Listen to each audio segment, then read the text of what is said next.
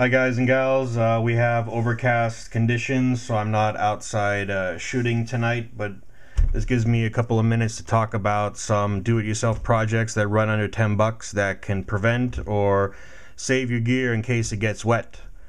So one of my earlier projects was this do-it-yourself rain cover. You know, it's a couple cents. It's just a plastic bag, some duct tape, scissors to cut it out, and just slide it over your camera body. If you're out shooting wildlife for an extended period of time where your camera is going to be subjected to wind and rain, you might want to invest in one of these Think Tank photo rain covers. They come in 7200 and 300 and over lenses. This is the one I put on my 300. Camera slides inside, and then you can put your viewfinder through here so you can still make sure you're in focus, and you can see, preview your screen, adjust all your settings and whatnot. And it has a pass-through for your arm here. So if you're going to spend a couple hours in the pouring rain, it's worth upgrading to one of these. It runs you about $150, but it's worth it. This is the cheap one again. Plastic bag, duct tape, scissors, and you're good to go. So let's say you didn't have that on and your camera still ended up getting rained on. There's any numerous ports and places and buttons where water can enter on non-weatherized bodies and lenses, you know, through the lens mount or something.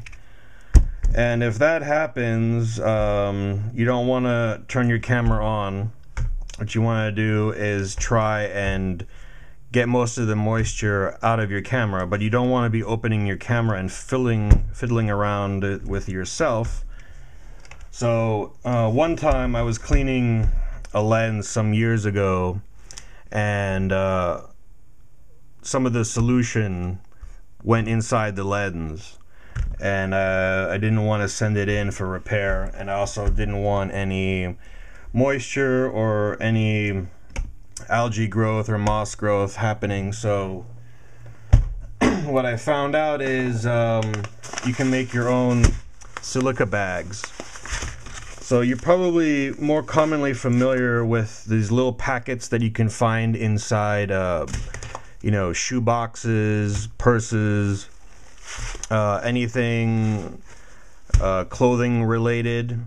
And what that little baggie is, it has these silica gel pellets in it, and these pellets are hydrophile, so they attract moisture out of the air and then they absorb the moisture versus the moisture staying around in the shoebox. And they're fairly small, but what we're going to do now is we're going to jumbo size it because we're going to make our own. I got this 1.5 pound bag of silica gel at an arts and crafts store for $5.99, and I have some extra Ziploc sandwich bags. So I'm going to make 2 bags. So basically you just need the bags, and I'm going to take a sewing needle and do it on a surface you don't mind scratching up. So what I'm doing here is I'm just putting in tiny little holes in the bag so that air can circulate through it, but I don't want the holes to be too big for these pellets to fall out of. And I'll do it with the other bag.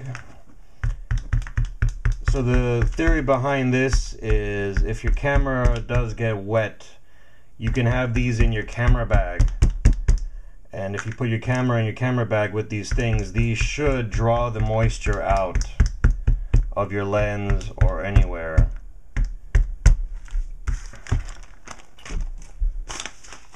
And they churn, I don't know, I haven't used these yet. The other ones that I had, they actually turned pink when they fully got saturated with moisture. And then what you do is you can put it on a baking pan and throw it in the oven, and through the heat of the oven the moisture will be wicked out again.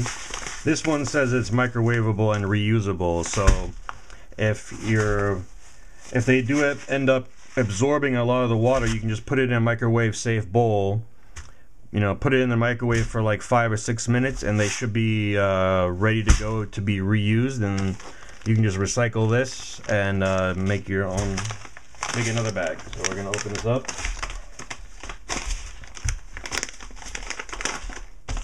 Take our Ziploc baggie.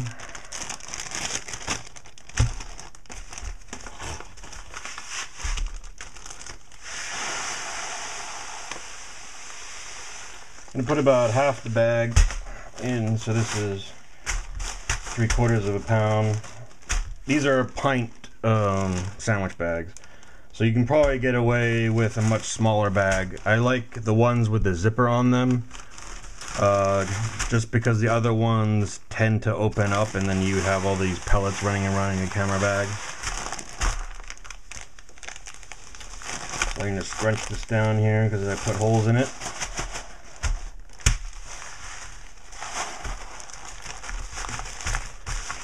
And this, now you can put this in the bottom of your camera bag and rest your camera on it or your lens, and overnight it should draw most of the moisture that's within your camera out of it.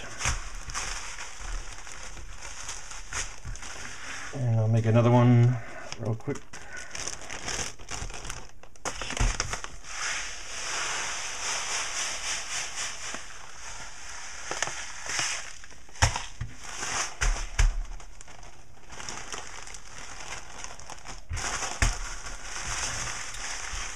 And now you can put one in each of your camera bags, because you know you have more than one camera bag, or you can double them up.